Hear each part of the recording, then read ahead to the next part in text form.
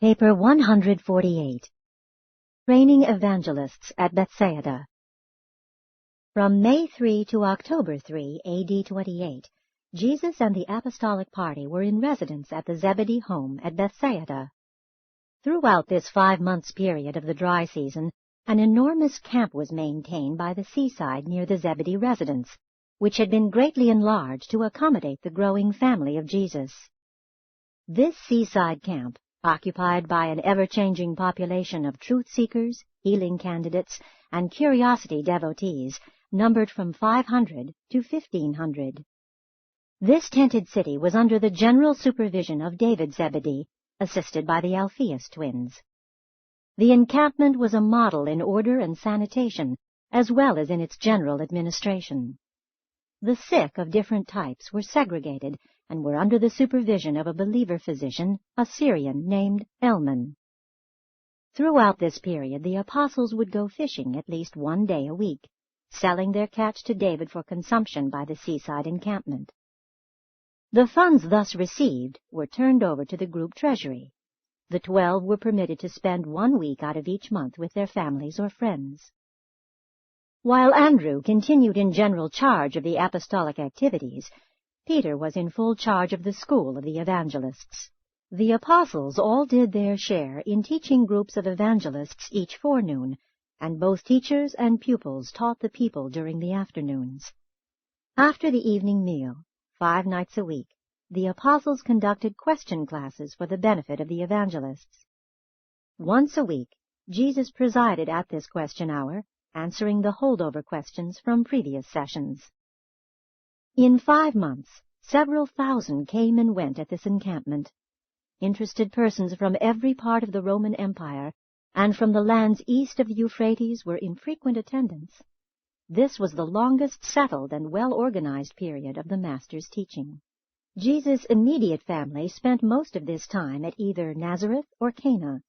The encampment was not conducted as a community of common interests, as was the apostolic family. David Zebedee managed this large tent city so that it became a self-sustaining enterprise, notwithstanding that no one was ever turned away. This ever-changing camp was an indispensable feature of Peter's evangelistic training school. 1. A new school of the prophets.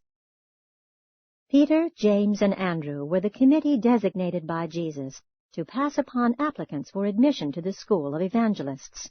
All the races and nationalities of the Roman world and the East, as far as India, were represented among the students in this new school of the prophets. This school was conducted on the plan of learning and doing. What the students learned during the forenoon, they taught to the assembly by the seaside during the afternoon.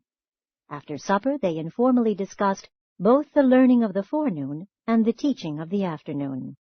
Each of the apostolic teachers taught his own view of the gospel of the kingdom. They made no effort to teach just alike. There was no standardized or dogmatic formulation of theologic doctrines. Though they all taught the same truth, each apostle presented his own personal interpretation of the Master's teaching, and Jesus upheld this presentation of the diversity of personal experience in the things of the kingdom, unfailingly harmonizing and coordinating these many and divergent views of the gospel at his weekly question hours. Notwithstanding this great degree of personal liberty in matters of teaching, Simon Peter tended to dominate the theology of the school of evangelists.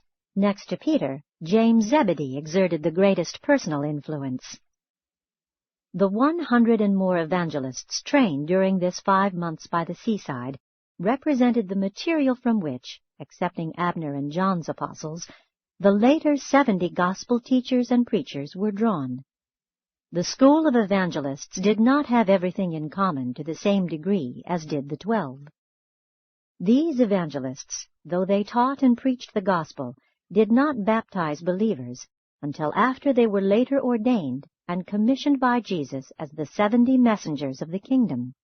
Only 7 of the large number healed at the sundown scene at this place were to be found among these evangelistic students. The nobleman's son of Capernaum was one of those trained for gospel service in Peter's school. 2. The Bethsaida Hospital. In connection with the seaside encampment, Elman, the Syrian physician, with the assistance of a corps of 25 young women and 12 men, organized and conducted for 4 months what should be regarded as the kingdom's first hospital. At this infirmary, located a short distance to the south of the main tented city, they treated the sick in accordance with all known material methods, as well as by the spiritual practices of prayer and faith encouragement. Jesus visited the sick of this encampment not less than 3 times a week, and made personal contact with each sufferer. As far as we know, no so-called miracles of supernatural healing occurred among the 1,000 afflicted and ailing persons who went away from this infirmary improved or cured. However, the vast majority of these benefited individuals ceased not to proclaim that Jesus had healed them. Many of the cures effected by Jesus in connection with his ministry in behalf of Elman's patients did indeed appear to resemble the working of miracles, but we were instructed that they were only just such transformations of mind and spirit as may occur in the experience of expectant and faith-dominated persons who are under the immediate and inspirational influence of a strong, positive, and beneficent personality whose ministry banishes fear and destroys anxiety. Elman and his associates endeavored to teach the truth to these sick ones concerning the possession of evil spirits, but they met with little success. The belief that physical sickness and mental derangement could be caused by the dwelling of a so-called unclean spirit in the mind or body of the afflicted person was well-nigh universal. In all his contact with the sick and afflicted, when it came to the technique of treatment or the revelation of the unknown causes of disease, Jesus did not disregard the instructions of his paradise brother Emmanuel, given ere he embarked upon the venture of the Urantia incarnation. Notwithstanding this, those who ministered to the sick learned many helpful lessons by observing the manner in which Jesus inspired the faith and confidence of the sick and suffering. The camp disbanded a short time before the season for the increase in chills and fever drew on. 3. The Father's Business. Throughout this period, Jesus conducted public services at the encampment less than a dozen times, and spoke only once in the Capernaum synagogue, the second Sabbath before their departure with the newly trained evangelists upon their second public preaching tour of Galilee. Not since his baptism had the Master been so much alone as during this period of the evangelists' training encampment at Bethsaida. Whenever any one of the apostles ventured to ask Jesus why he was absent so much from their midst, he would invariably answer that he was about the Father's business. During these periods of absence, Jesus was accompanied by only 2 of the apostles. He had released Peter, James, and John temporarily from their assignment as his personal companions, that they might also participate in the work of training the new evangelistic candidates, numbering more than 100. When the Master desired to go to the hills about the Father's business, he would summon to accompany him any 2 of the apostles who might be at liberty. In this way, each of the 12 enjoyed an opportunity for close association and intimate contact with Jesus. It has not been revealed for the purposes of this record, but we have been led to infer that the Master, during many of these solitary seasons in the hills, was in direct and executive association with many of his chief directors of universe affairs. Ever since about the time of his baptism, this incarnated sovereign of our universe had become increasingly and consciously active in the direction of certain phases of universe administration.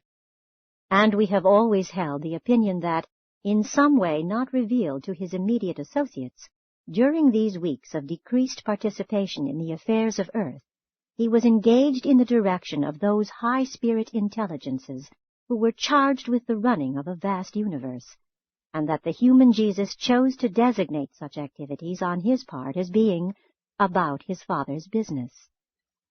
Many times when Jesus was alone for hours, but when 2 of his apostles were nearby, they observed his features undergo rapid and multitudinous changes, although they heard him speak no words. Neither did they observe any visible manifestation of celestial beings who might have been in communication with their Master, such as some of them did witness on a subsequent occasion. 4. Evil, Sin, and Iniquity.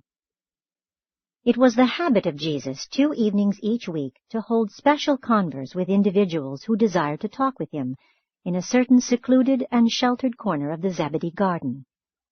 At one of these evening conversations in private, Thomas asked the Master this question: "Why is it necessary for men to be born of the Spirit in order to enter the kingdom? Is rebirth necessary to escape the control of the evil one? Master, what is evil?"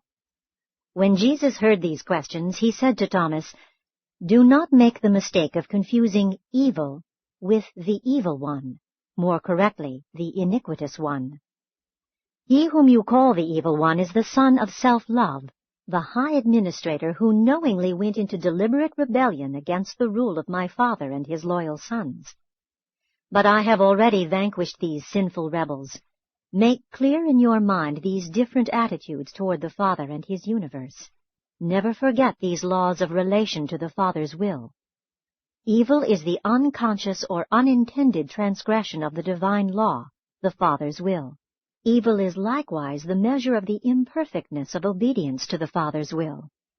Sin is the conscious, knowing, and deliberate transgression of the divine law, the Father's will. Sin is the measure of unwillingness to be divinely led and spiritually directed. Iniquity is the willful, determined, and persistent transgression of the divine law, the Father's will.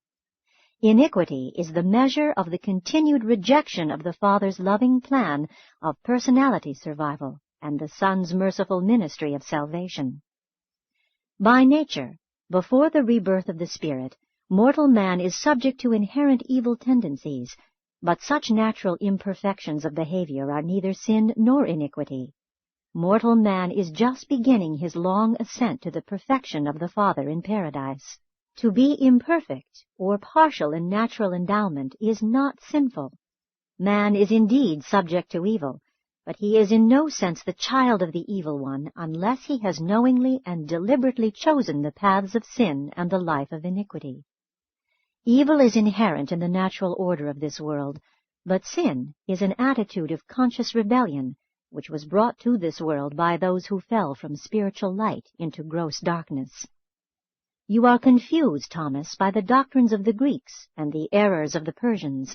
You do not understand the relationships of evil and sin because you view mankind as beginning on earth with a perfect Adam and rapidly degenerating, through sin, to man's present deplorable estate. But why do you refuse to comprehend the meaning of the record which discloses how Cain, the son of Adam, went over into the land of Nod and there got himself a wife?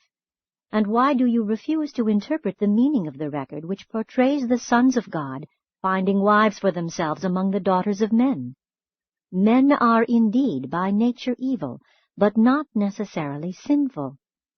The new birth, the baptism of the Spirit, is essential to deliverance from evil and necessary for entrance into the kingdom of heaven. But none of this detracts from the fact that man is the Son of God. Neither does this inherent presence of potential evil mean that man is in some mysterious way estranged from the Father in heaven, so that, as an alien, foreigner, or stepchild, he must in some manner seek for legal adoption by the Father. All such notions are born first of your misunderstanding of the Father, and second, of your ignorance of the origin, nature, and destiny of man. The Greeks and others have taught you that man is descending from godly perfection, steadily down toward oblivion or destruction. I have come to show that man, by entrance into the kingdom, is ascending certainly and surely up to God and divine perfection. Any being who in any manner falls short of the divine and spiritual ideals of the eternal Father's will is potentially evil. But such beings are in no sense sinful, much less iniquitous. Thomas, have you not read about this in the Scriptures, where it is written, "You are the children of the Lord your God. I will be his Father, and he shall be my son. I have chosen him to be my son. I will be his Father. Bring my sons from far and my daughters from the ends of the earth, even every one who is called by my name, for I have created them for my glory. You are the sons of the living God. They who have the Spirit of God are indeed the sons of God. While there is a material part of the human father in the natural child, there is a spiritual part of the heavenly Father in every faith son of the kingdom. All this and much more Jesus said to Thomas, and much of it the apostle comprehended, although Jesus admonished him to speak not to the others concerning these matters until after I shall have returned to the Father. And Thomas did not mention this interview until after the Master had departed from this world. 5. The purpose of affliction. At another of these private interviews in the garden, Nathanael asked Jesus, Master, though I am beginning to understand why you refuse to practice healing indiscriminately, I am still at a loss to understand why the loving Father in heaven permits so many of his children on earth to suffer so many afflictions. The Master answered Nathanael, saying, Nathanael, you and many others are thus perplexed, because you do not comprehend how the natural order of this world has been so many times upset by the sinful adventures of certain rebellious traitors to the Father's will. And I have come to make a beginning of setting these things in order. But many ages will be required to restore this part of the universe to former paths, and thus release the children of men from the extra burdens of sin and rebellion. The presence of evil alone is sufficient test for the ascension of man. Sin is not essential to survival. But, my son, you should know that the Father does not purposely afflict his children. Man brings down upon himself unnecessary affliction as a result of his persistent refusal to walk in the better ways of the divine will. Affliction is potential in evil, but much of it has been produced by sin and iniquity. Many unusual events have transpired on this world, and it is not strange that all thinking men should be perplexed by the scenes of suffering and affliction which they witness. But of one thing you may be sure. The Father does not send affliction as an arbitrary punishment for wrongdoing. The imperfections and handicaps of evil are inherent. The penalties of sin are inevitable. The destroying consequences of iniquity are inexorable. Man should not blame God for those afflictions which are the natural result of the life which he chooses to live. Neither should man complain of those experiences which are a part of life as it is lived on this world. It is the Father's will that mortal man should work persistently and consistently toward the betterment of his estate on earth. Intelligent application would enable man to overcome much of his earthly misery. Nathanael, it is our mission to help men solve their spiritual problems, and in this way to quicken their minds, so that they may be the better prepared and inspired to go about solving their manifold material problems. I know of your confusion as you have read the Scriptures. All too often there has prevailed a tendency to ascribe to God the responsibility for everything which ignorant man fails to understand. The Father is not personally responsible for all you may fail to comprehend. Do not doubt the love of the Father just because some just and wise law of his ordaining chances to afflict you, because you have innocently or deliberately transgressed such a divine ordinance. But, Nathanael, there is much in the Scriptures which would have instructed you if you had only read with discernment. Do you not remember that it is written, My son, despise not the chastening of the Lord, neither be weary of his correction, for whom the Lord loves he corrects, even as the Father corrects the Son in whom he takes delight. The Lord does not afflict willingly. Before I was afflicted I went astray, but now do I keep the law. Affliction was good for me, that I might thereby learn the divine statutes. I know your sorrows. The eternal God is your refuge, while underneath are the everlasting arms. The Lord also is a refuge for the oppressed, a haven of rest in times of trouble. The Lord will strengthen him upon the bed of affliction. The Lord will not forget the sick. As a father shows compassion for his children, so is the Lord compassionate to those who fear him. He knows your body. He remembers that you are dust. He heals the broken-hearted and binds up their wounds. He is the hope of the poor, the strength of the needy in his distress, a refuge from the storm and a shadow from the devastating heat. He gives power to the faint, and to them who have no might he increases strength. A bruised reed shall he not break, and the smoking flax he will not quench. When you pass through the waters of affliction, I will be with you, and when the rivers of adversity overflow you, I will not forsake you. He has sent me to bind up the broken-hearted, to proclaim liberty to the captives, and to comfort all who mourn. There is correction in suffering. Affliction does not spring forth from the dust. 6. The misunderstanding of suffering. Discourse on Job. It was this same evening at Bethsaida that John also asked Jesus why so many apparently innocent people suffered from so many diseases and experienced so many afflictions. In answering John's questions, among many other things, the Master said, "My son, you do not comprehend the meaning of adversity or the mission of suffering. Have you not read that masterpiece of Semitic literature, the scripture story of the afflictions of Job? Do you not recall how this wonderful parable begins with the recital of the material prosperity of the Lord's servant? You well remember that Job was blessed with children, wealth, dignity, position, health, and everything else which men value in this temporal life. According to the time-honored teachings of the children of Abraham, such material prosperity was all sufficient evidence of divine favor. But such material possessions and such temporal prosperity do not indicate God's favor. My Father in heaven loves the poor just as much as the rich. He is no respecter of persons. Although transgression of divine law is sooner or later followed by the harvest of punishment, while men certainly eventually do reap what they sow, still you should know that human suffering is not always a punishment for antecedent sin.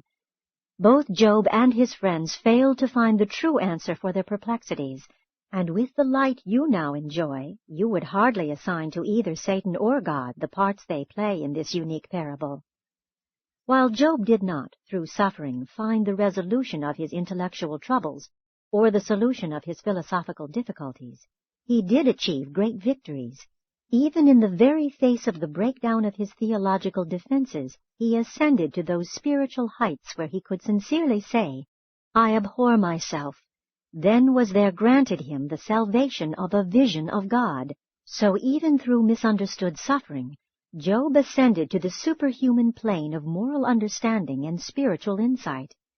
When the suffering servant obtains a vision of God, there follows a soul peace which passes all human understanding. The first of Job's friends, Eliphaz, exhorted the sufferer to exhibit in his afflictions the same fortitude he had prescribed for others during the days of his prosperity. Said this false comforter, "Trust in your religion, Job. Remember that it is the wicked and not the righteous who suffer. You must deserve this punishment, else you would not be afflicted. You well know that no man can be righteous in God's sight. You know that the wicked never really prosper. Anyway, man seems predestined to trouble, and perhaps the Lord is only chastising you for your own good." No wonder poor Job failed to get much comfort from such an interpretation of the problem of human suffering. But the counsel of his second friend, Bildad, was even more depressing, notwithstanding its soundness from the standpoint of the then accepted theology. Said Bildad, "God cannot be unjust. Your children must have been sinners since they perished. You must be in error, else you would not be so afflicted. And if you are really righteous, God will certainly deliver you from your afflictions. You should learn from the history of God's dealings with man that the Almighty destroys only the wicked." And then you remember how Job replied to his friend, saying, "I well know that God does not hear my cry for help. How can God be just and at the same time so utterly disregard my innocence? I am learning that I can get no satisfaction from appealing to the Almighty. Cannot you discern that God tolerates the persecution of the good by the wicked? And since man is so weak, what chance has he for consideration at the hands of an omnipotent God? God has made me as I am, and when he thus turns upon me, I am defenseless. And why did God ever create me just to suffer in this miserable fashion? And who can challenge the attitude of Job in view of the counsel of his friends, and the erroneous ideas of God which occupied his own mind? Do you not see that Job longed for a human God, that he hungered to commune with a divine being who knows man's mortal estate, and understands that the just must often suffer in innocence, as a part of this first life of the long paradise ascent? Wherefore has the Son of Man come forth from the Father, to live such a life in the flesh, that he will be able to comfort and succor all those who must henceforth be called upon to endure the afflictions of Job. Job's third friend, Zophar, then spoke still less comforting words when he said, "You are foolish to claim to be righteous, seeing that you are thus afflicted. But I admit that it is impossible to comprehend God's ways. Perhaps there is some hidden purpose in all your miseries." And when Job had listened to all three of his friends, he appealed directly to God for help, pleading the fact that man born of woman is few of days and full of trouble. Then began the second session with his friends. Eliphaz grew more stern, accusing, and sarcastic. Bildad became indignant at Job's contempt for his friends. Zophar reiterated his melancholy advice. Job by this time had become disgusted with his friends and appealed again to God, and now he appealed to a just God against the God of injustice embodied in the philosophy of his friends and enshrined even in his own religious attitude. Next, Job took refuge in the consolation of a future life in which the inequities of mortal existence may be more justly rectified. Failure to receive help from man drives Job to God. Then ensues the great struggle in his heart between faith and doubt. Finally, the human sufferer begins to see the light of life. His tortured soul ascends to new heights of hope and courage. He may suffer on and even die, but his enlightened soul now utters that cry of triumph, "My Vindicator lives." Job was altogether right when he challenged the doctrine that God afflicts children in order to punish their parents. Job was ever ready to admit that God is righteous, but he longed for some soul-satisfying revelation of the personal character of the Eternal. And that is our mission on earth. No more shall suffering mortals be denied the comfort of knowing the love of God and understanding the mercy of the Father in heaven. While the speech of God spoken from the whirlwind was a majestic concept for the day of its utterance, you have already learned that the Father does not thus reveal himself, but rather that he speaks within the human heart as a still, small voice, saying, "This is the way, walk therein." Do you not comprehend that God dwells within you, that he has become what you are, that he may make you what he is? Then Jesus made this final statement: "The Father in heaven does not willingly afflict the children of men. Man suffers first from the accidents of time and the imperfections of the evil of an immature physical existence. Next, he suffers the inexorable consequences of sin, the transgression of the laws of life and light. And finally, man reaps the harvest of his own iniquitous persistence in rebellion against the righteous rule of heaven on earth. But man's miseries are not a personal visitation of divine judgment. Man can and will do much to lessen his temporal sufferings, but once and for all be delivered from the superstition that God afflicts man at the behest of the evil one. Study the book of Job just to discover how many wrong ideas of God even good men may honestly entertain, and then note how even the painfully afflicted Job found the God of comfort and salvation in spite of such erroneous teachings. At last his faith pierced the clouds of suffering to discern the light of life pouring forth from the Father as healing mercy and everlasting righteousness. John pondered these sayings in his heart for many days. His entire afterlife was markedly changed as a result of this conversation with the Master in the garden, and he did much in later times to cause the other apostles to change their viewpoints regarding the source, nature, and purpose of commonplace human afflictions. But John never spoke of this conference until after the Master had departed. 7. The Man with the Withered Hand. The second Sabbath before the departure of the apostles and the new corps of evangelists on the second preaching tour of Galilee, Jesus spoke in the Capernaum synagogue on the joys of righteous living. When Jesus had finished speaking, a large group of those who were maimed, halt, sick, and afflicted crowded up around him, seeking healing. Also in this group were the apostles, many of the new evangelists, and the Pharisaic spies from Jerusalem. Everywhere that Jesus went, except when in the hills about the Father's business, the 6 Jerusalem spies were sure to follow. The leader of the spying Pharisees, as Jesus stood talking to the people, induced a man with a withered hand to approach him and ask if it would be lawful to be healed on the Sabbath day, or should he seek help on another day.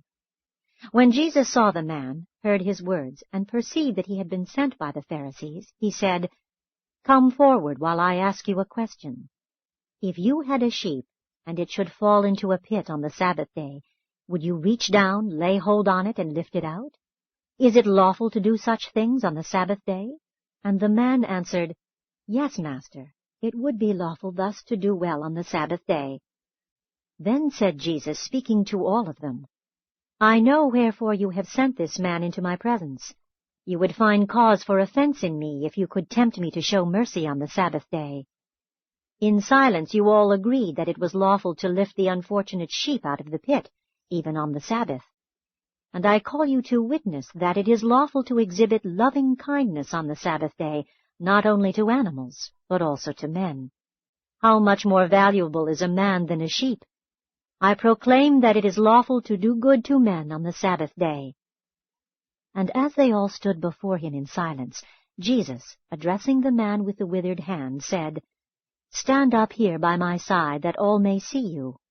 And now that you may know that it is my Father's will that you do good on the Sabbath day, if you have the faith to be healed, I bid you stretch out your hand." And as this man stretched forth his withered hand, it was made whole.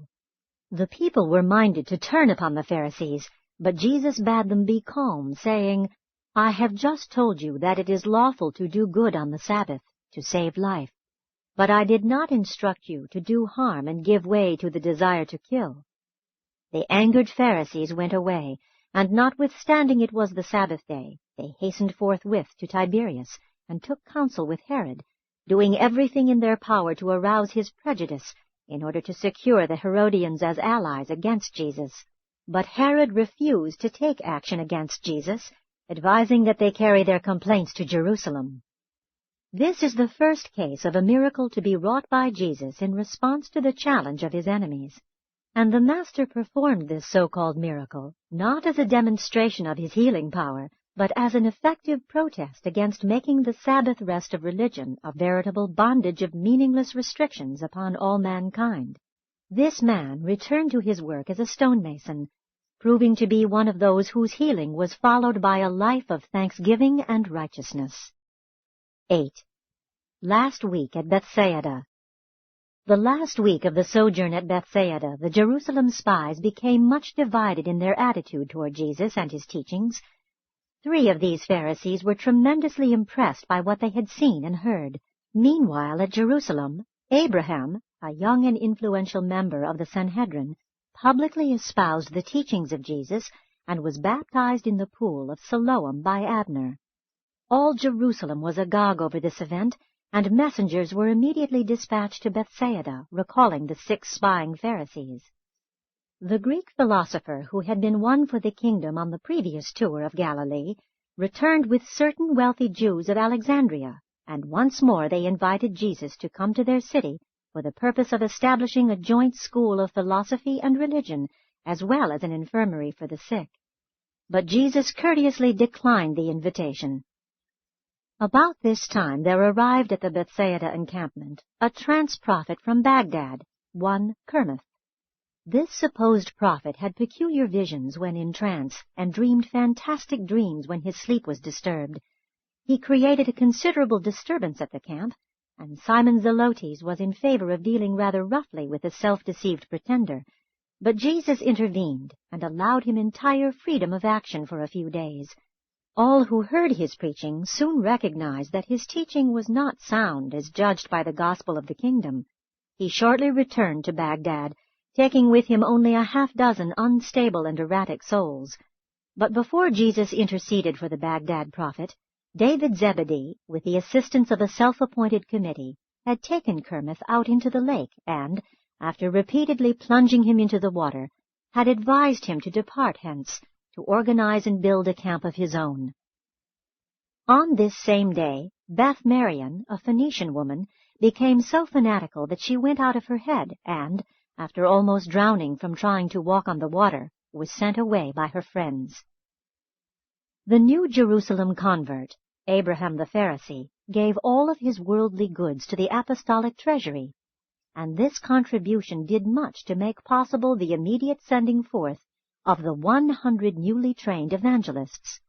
Andrew had already announced the closing of the encampment, and everybody prepared either to go home or else to follow the evangelists into Galilee. 9. Healing the paralytic. On Friday afternoon, October 1, when Jesus was holding his last meeting with the apostles, evangelists, and other leaders of the disbanding encampment, and with the 6 Pharisees from Jerusalem seated in the front row of this assembly in the spacious and enlarged front room of the Zebedee home, there occurred one of the strangest and most unique episodes of all Jesus' earth life. The Master was at this time speaking as he stood in this large room which had been built to accommodate these gatherings during the rainy season. The house was entirely surrounded by a vast concourse of people who were straining their ears to catch some part of Jesus' discourse. While the house was thus thronged with people and entirely surrounded by eager listeners, a man long afflicted with paralysis was carried down from Capernaum on a small couch by his friends. This paralytic had heard that Jesus was about to leave Bethsaida, and having talked with Aaron the stonemason, who had been so recently made whole, he resolved to be carried into Jesus' presence, where he could seek healing. His friends tried to gain entrance to Zebedee's house by both the front and back doors, but too many people were crowded together. But the paralytic refused to accept defeat. He directed his friends to procure ladders by which they ascended to the roof of the room in which Jesus was speaking, and after loosening the tiles, they boldly lowered the sick man on his couch by ropes until the afflicted one rested on the floor immediately in front of the Master. When Jesus saw what they had done, he ceased speaking, while those who were with him in the room marveled at the perseverance of the sick man and his friends. Said the paralytic, "Master, I would not disturb your teaching, but I am determined to be made whole. I am not like those who received healing and immediately forgot your teaching. I would be made whole that I might serve in the kingdom of heaven." Now, notwithstanding that this man's affliction had been brought upon him by his own misspent life, Jesus, seeing his faith, said to the paralytic, "Son, fear not. Your sins are forgiven. Your faith shall save you."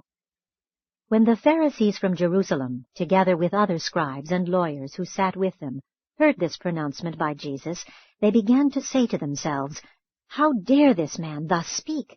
Does he not understand that such words are blasphemy? Who can forgive sin but God?" Jesus, perceiving in his spirit that they thus reasoned within their own minds and among themselves, spoke to them, saying, "Why do you so reason in your hearts? Who are you that you sit in judgment over me? What is the difference whether I say to this paralytic, 'Your sins are forgiven,' or 'Arise, take up your bed and walk'? But that you who witness all this may finally know that the Son of Man has authority and power on earth to forgive sins, I will say to this afflicted man, 'Arise, take up your bed, and go to your own house.'" And when Jesus had thus spoken, the paralytic arose, and as they made way for him, he walked out before them all. And those who saw these things were amazed. Peter dismissed the assemblage, while many prayed and glorified God, confessing that they had never before seen such strange happenings. And it was about this time that the messengers of the Sanhedrin arrived to bid the 6 spies return to Jerusalem. When they heard this message, they fell to earnest debate among themselves, and after they had finished their discussions, the leader and 2 of his associates returned with the messengers to Jerusalem, while 3 of the spying Pharisees confessed faith in Jesus, and going immediately to the lake, were baptized by Peter and fellowshipped by the apostles as children of the kingdom.